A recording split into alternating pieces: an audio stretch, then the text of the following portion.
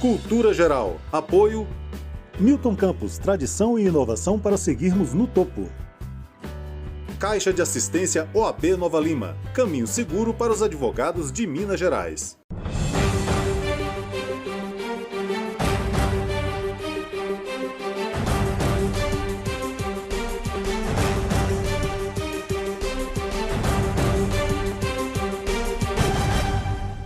Olá, sejam todos muito bem-vindos ao Cultura Geral. É sempre um prazer fazer o Cultura Geral aqui na TV Banqueta.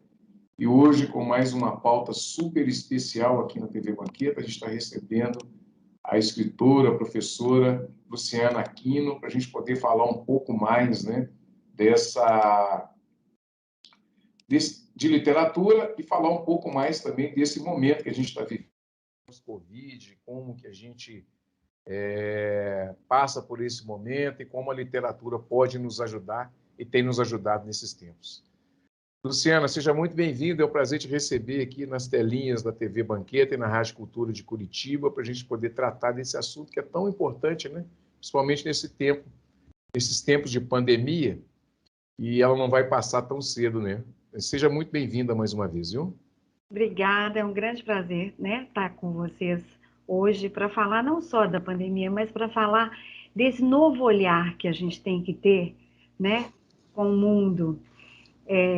Esse livro, ele nasceu do olhar humano, né, das nuances do olhar humano e dessa dor, né, e dessa parada brusca que todos nós tivemos que fazer nas nossas vidas por causa desse vírus. Pois é, para além do nosso olhar, né? Como que, para além do meu olhar, né? Como que a gente filosoficamente pensa nisso, assim? Como é que de onde que surgiu isso? De onde você traz isso relacionado a esse momento do Covid e tal que a gente está vivendo? Eu perdi a minha melhor amiga, uma jornalista também como eu, em abril desse ano, vítima do coronavírus. E esse livro ele já existia, já estava planejado que fosse lançado em 2019. Porém, com a pandemia, houve mudanças, né? E eu tive que ter um olhar mais interior para a literatura. E aí eu busquei, no primeiro capítulo desse livro, o olhar da Covid, né? Da pandemia. Então, eu trouxe o olhar da dor, do medo, né, da resiliência, da superação, dos enfermos. Então, o primeiro capítulo, eu homenageio não só a minha melhor amiga que faleceu vítima desse vírus terrível, mas também a todos os parentes, as pessoas que perderam seus entes queridos, né, durante esse período. Eu vi que você usou um termo muito utilizado por um grande pensador latino-americano, brasileiro e mundial, que é o Paulo Freire. Você usou a metáfora que ele usava, que era esperançar, né? É tempos de esperançar. Como é que a gente percebe Paulo Freire na sua obra? Se é que tem Paulo Freire nela? Não, o Paulo Freire, ele está na minha vida até como um mestre, né? Mas eu sou muito fã do parnasianismo, então eu trago lirismo nos meus textos, né? E trago dentro das poesias que tem nesse livro também, é um livro de contos, crônicas e poesias, a métrica perfeita. Esperançar porque muitos de nós ainda não caiu a ficha, né, em relação ao que nós estamos passando. E muitos de nós deixaram seus sonhos de lado, né? Então eu quis, nesse momento de tristeza, de dor, mostrar que existem coisas boas, né? Mostrar o amor, mostrar a resiliência, a superação. Tem um capítulo do meu livro que é o olhar politizado. Eu faço críticas muito difíceis, muito ácidas também, sobre a nova geração, sobre a democracia, sobre o extremismo, sobre a nossa língua portuguesa. Tem um texto que chama Mataram o Português, e que eu falo dos estrangeirismos falo dessa internetez, né, e eu uso muitos textos rebuscados no meu livro, palavras mais difíceis dentro do vocabulário da língua portuguesa, algumas palavras mortas já, mas que propositalmente eu coloquei em alguns dos textos para que essa geração, ou mesmo as pessoas que conhecem, que gostem da língua portuguesa, é, entendam um pouquinho a brincadeira que eu faço com as palavras nos textos, né?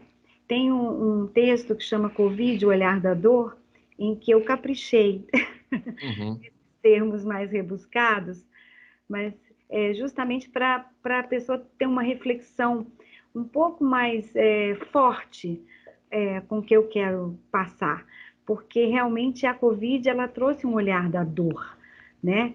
Quem de nós não está com essa dor interior, com esse medo, com esse anseio, né? Dos novos tempos. Você mesmo falou no começo da nossa entrevista que é uma pandemia ainda que não tem tempo para acabar, né? E o meu livro, ele justamente termina com o capítulo das incertezas, né? Porque nós ainda não temos resposta para muitas coisas, né? Pois é, aí eu queria te perguntar, às vezes eu estou com a cabeça baixa aqui, gente, é porque enquanto ela está falando, eu vou pesquisando algumas coisas também. Mas eu queria te perguntar, Luciana, sobre a linguagem, né? A gente traz hoje também uma dinâmica diferente de sociedade, um entendimento que a gente precisa ser mais célere com relação a não só os conhecimentos, mas também com relação à vida cotidiana. E a linguagem está muito dentro disso. Pensar numa linguagem mais erudita não seria hoje pensar, talvez, que a sociedade ela se desenvolveu em um outro viés, né? Um viés de metáforas, de novas linguagens. Ela evoluiu para alguns contextos de linguagem em que se adaptam à vida cotidiana, mais rápida, né? Mais fluida, como dizia Bauman, né? Mais líquida. Como é que a gente pensa isso assim, e como é que você traz essa coisa da literatura? Porque essa visão parnasiana, mais de forma, né? De valorização da forma, não seria um desafio muito grande retornar a esse campo? Eu acho que a vida é um eterno retorno, em alguns momentos a gente vai ter que voltar lá para a gente entender também os aspectos da nossa linguagem. Mas pensar nisso hoje assim, e fazer essa crítica mais ácida nesse momento para a linguagem como ela está posta, não seria talvez desafiar demais a sociedade brasileira, não? Sim, mas eu quero realmente desafiar com os meus textos. Quando eu falo um olhar abespinhado, né, quando eu brinco com a língua portuguesa aqui, e quando eu faço essas críticas, é justamente para levar o jovem, porque esse livro é um livro que eu gostaria muito que fosse para as escolas, o jovem e o professor que está ensinando a língua portuguesa a ter uma retrospectiva. É claro que o livro não é todo assim, né? Eu dei algumas pinceladas do parnasianismo em alguns poemas, mas é um livro muito leve. Tem crônicas muito divertidas. Eu tenho, além do lirismo, eu tenho um humor muito forte nos meus textos, né? Eu tenho uma escrita muito bem humorada, principalmente nas crônicas. Então, eu escolhi 5 crônicas no meu texto, no meu livro, que eu acho que vai conquistar muito os novos leitores, né? Quando eu escrevo sobre os encantos de Minas, né? Eu sou mineira, eu quis fazer uma homenagem aos grandes artistas mineiros, do barroco aos dias atuais, ao rock and roll, ao metal, das artes plásticas até o cinema, o teatro, a dança. Então, cada texto desse livro, ele carrega um olhar. E esse olhar, ele é colocado no subtítulo do texto, justamente para que o leitor possa viajar naquele meu olhar, entendeu? E para além do meu olhar, naquele texto proposto. Então, eu dividi o livro em 7 partes, não são capítulos, porque o livro ficou com 108 páginas, mas para ficar bem desenhado. Então, eu começo, igual eu já te disse, falando da Covid, da pandemia, mas eu não falo só da dor da pandemia. Tem 2 textos onde eu brinco com esse olhar louco que nós estamos tendo em plena pandemia. Então, tem um texto que chama O Lado B da Quarentena, que é muito bacana, e tem um outro texto que é O Amor na Era da Covid, onde eu retrato essa nova vida que a gente está passando, os novos amores, os desamores, os casais que estão se separando, como é que fica esse olhar da psicanálise em relação ao amor nesse momento tão difícil que a gente está passando. Nos outros capítulos, eu vou destrinchando um pouco a minha história como jornalista, a minha história como menina, o olhar da inocência. São textos muito leves, onde eu conto um pouquinho da minha história, né? Da bailarina que eu não fui, das 1000 Lucianas que eu consegui ser nessa vida, né? É um livro para comemorar os meus 50 anos, é um livro para comemorar a vida, onde a gente está vendo tantas pessoas indo embora, né? Então, eu homenageio as pessoas que partiram, que eu chamo de almas pássaros, no início do livro, e também homenageio a vida, essa reflexão que eu acho que a gente tem que fazer em relação ao nosso dia a dia, né? Ao nosso presente. Eu desafio, sim, muitas pessoas, eu já estou entregando os livros em outros países, em outros estados aqui, e outros autores, pessoas ligadas à literatura, filósofos, têm me dado um feedback muito importante em relação aos textos, sabe? E pessoas também não tão letradas, mas que acharam interessante, ainda brincaram comigo, poxa, eu vou ter que ler seu livro com o dicionário do lado.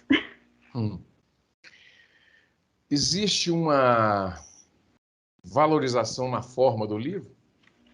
Existe sim. Esse livro, ele nasceu, eu não sei se já te passaram isso, ele nasceu de um projeto meu com os amigos, né? Então, esse livro só existe porque eu tive um sonho dele existir, né? Tem textos aqui que eu ganhei prêmios, né? Eu fui homenageada por uma multinacional americana, presente em mais de 100 países, com um dos textos que está nesse livro, onde eu falo justamente, esse que eu citei, Os Encantos de Minas. E eu escolhi outros textos também que falam um pouco dessa amizade, dessa empatia, desse sonho que a gente tem que deixar que exista dentro da gente. Eu falo que não existe uma palavra que é desistência na minha vida. Eu sempre insisti, sempre sonhei, sempre realizei tudo como jornalista. Sou ex-assessora do Ministério do Trabalho, aqui em Minas Gerais. Como jornalista, eu fiquei muito podada, muito restrita à minha escrita, porque eu cobria coisas muito difíceis, como o trabalho infantil, combate ao trabalho infantil, combate ao trabalho escravo, e escrevi muitos artigos sobre isso. Nesse livro eu falo um pouquinho da minha vivência no Ministério do Trabalho também. Falo da chacina de Unai, que foi destaque mundial, né? Então eu mexo assim, eu busco vários olhares, várias nuances do olhar humano e vou pincelando em textos, às vezes muito curtinhos, ou textos que fazem com que o leitor ele viaje junto comigo, sabe, reflita junto comigo sobre aquilo que eu estou propondo. Você falou que sua visão é parnasiana, mas o parnasianismo ele tem essa crítica ao romantismo, né? Essa visão um pouco mais idealizada, né? E aí eu queria te perguntar, existe romantismo também na sua literatura? Onde que mistura ali um pouco de parnasianismo com romantismo e fica um pouco fora a crítica fica um pouco fora desse pensamento? Nós podemos dizer que seu livro pode ser uma visão moderna do parnasianismo contemporâneo? Com certeza. Eu sou amante de Olavo Bilac e Humberto de Campos. Todos dois muito tristes, né? A poesia do Olavo Bilac e a poesia de Humberto de Campos, elas têm a métrica perfeita, dentro da poesia perfeita que a gente fala, mas os temas de ambos são muito tristes, né? Eu não trouxe essa morbidez para os meus poemas. Pelo contrário, eu trouxe a métrica perfeita do parnasianismo, mas em assuntos muito diversos. Então, tem poemas meus que eu falo de fantasmas apaixonados, de um picareta da década de 20. Então, eu trago esse humor que não existia no parnasianismo que a gente conhece dos textos do século XIX. O parnasianismo aconteceu primeiramente na França e chegou aqui, e poucos autores, né, são lidos até hoje em dia. Quando eu comento de Humberto de Campos, que realmente eu sou mais apaixonada pela poesia dele, muitas pessoas não conhecem o maranhense, né, quem foi Humberto de Campos. E é uma pena, né? Agora, eu trabalho uma nova forma do parnasianismo, sim. Talvez uma coisa mais criativa, dentro dessa métrica perfeita, mas o livro não é só de poesia, né? Dentro das poesias, sim, o parnasianismo está presente. Agora, eu sou muito apaixonada com crônicas, eu sempre li vários livros, gosto muito da crônica, do dia a dia, de contar histórias. Então, eu separei um capítulo que é só de crônicas dentro do livro, né? Então, eu tenho uma prosa poética, eu acho que eu escrevo, eu tenho um ar de poesia realmente nos meus textos, assim, mas eles não deixam de ser românticos. Alguns textos são mais ácidos, outros trazem um pouquinho do romantismo também. Bom, gente, deixa eu fazer o primeiro intervalo, vou fazer o intervalo aqui na TV Banquete e na Rádio Cultura de Curitiba. A gente está falando um pouco de literatura, falando um pouco desse livro que a Luciana Aquino escreve, a jornalista Juliana Aquino. Mostra ele para a gente, Luciana. Para além, o meu olhar, né? Para além do meu olhar. Eu quis um título que impactasse, né? E eu acho que eu acertei. Eu procurei os meus olhos mesmo, para que eu pudesse chegar a cada um de vocês, né? Na casa de cada um de vocês, na estante de vocês, na cabeceira de vocês, né? Com esse olhar, assim, enigmático, né? Eu digo, né? Eu tenho um pouquinho de moura, falo que é um pouquinho árabe, um pouco portuguesa. Aqui eu falo da minha vida também, dos meus avós, que são portugueses, né? E eu conto um pouquinho dos falsos cognatos que existem na língua portuguesa, de uma forma muito lúdica, muito engraçada. Então, é um livro, assim, que eu acho que já está chegando, né, na casa de muitas pessoas, e já está dando briga, sabia? De marido querendo ler o livro que a mulher... Já me contaram isso. Eu morri de rir. Eu falei, então vai ter que comprar outro livro, um para cada um. Muito bem, deixa eu fazer um intervalinho, daqui a pouquinho a gente volta com mais cultura geral aqui, falando um pouquinho dessa literatura mineira, né, parnasiana, mas de um parnasianismo mais moderno. Um minutinho só, nós estaremos de volta aqui na TV Banquete, na Rádio Cultura de Curitiba, com a jornalista Juliana Aquino. Não saia daí.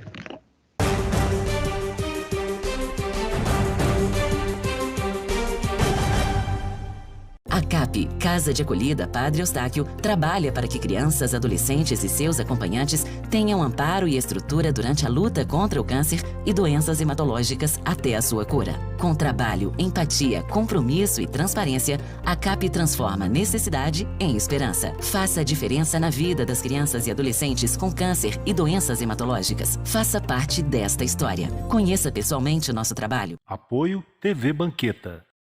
Todos os dias, milhares de pacientes de Nova Lima, Raposo e Rio Acima procuram o Hospital Nossa Senhora de Lourdes para receber atendimento, sendo que 80% deste atendimento é pelo SUS. O Hospital Nossa Senhora de Lourdes é filantrópico e sem fins lucrativos, por isso precisamos de toda a ajuda possível. A sua doação é muito importante para a restauração do telhado do hospital, que é uma das necessidades emergentes. Quando você doa para o Hospital Nossa Senhora de Lourdes, você não estará ajudando somente a restaurar o telhado do hospital, mas também a recuperar milhares de vidas. Quem está lá dentro precisa da ajuda de quem está aqui fora. Você pode doar qualquer valor e, para a sua maior comodidade, a nossa equipe vai até você. Seja um amigo do Hospital Nossa Senhora de Lourdes. Envie a mensagem "Quero doar" para o número que aparece aí no vídeo e saiba como ajudar. Hospital Nossa Senhora de Lourdes. Humanidade, carinho e atenção à vida. Apoio TV Banqueta.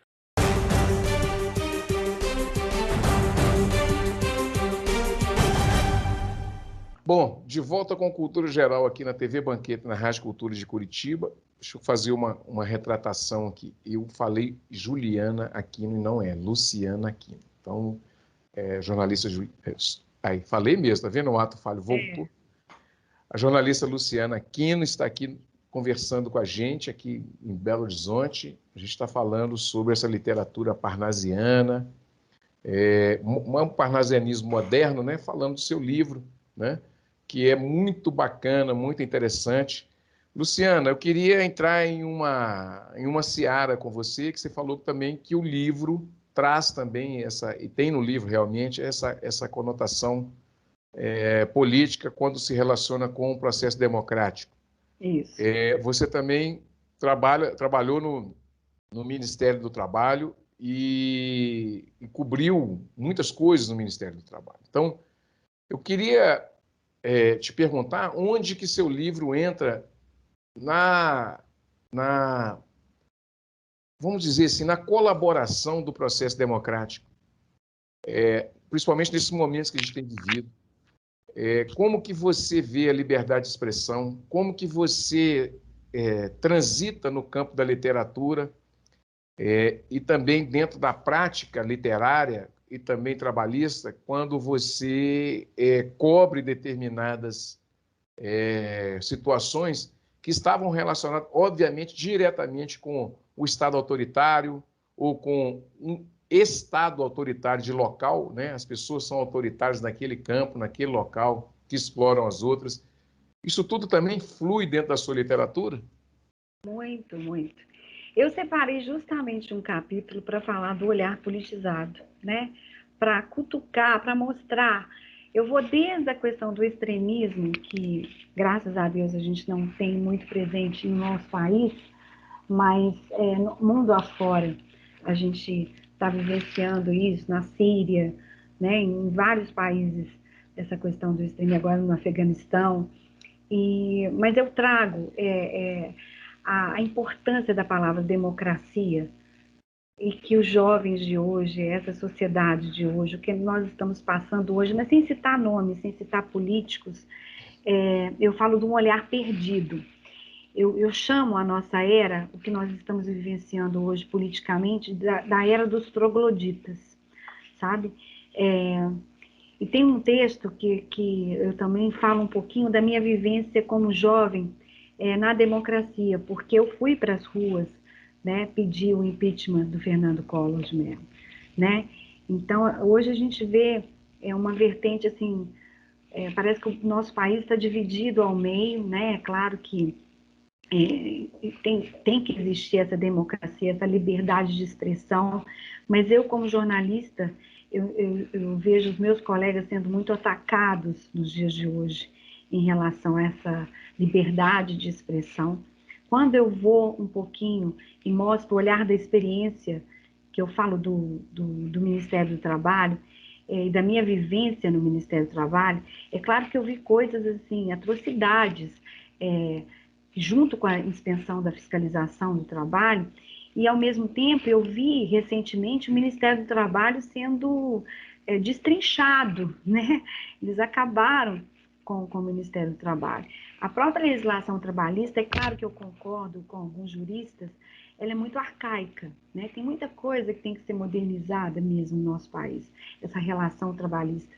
Mas o que a gente vê no dia a dia, e eu presenciei isso, a própria chacina de Unai, eu frequentava muitas fazendas de Unai e de Paracatu, que é uma região norte aqui próxima a quase Brasília, e aonde aconteceu a chacina com os 3 auditores fiscais do trabalho que foram brutalmente mortos, que eram meus colegas. Quando você vê, em pleno século XXI, trabalhadores dormindo junto com vacas, sem água potável para beber, né?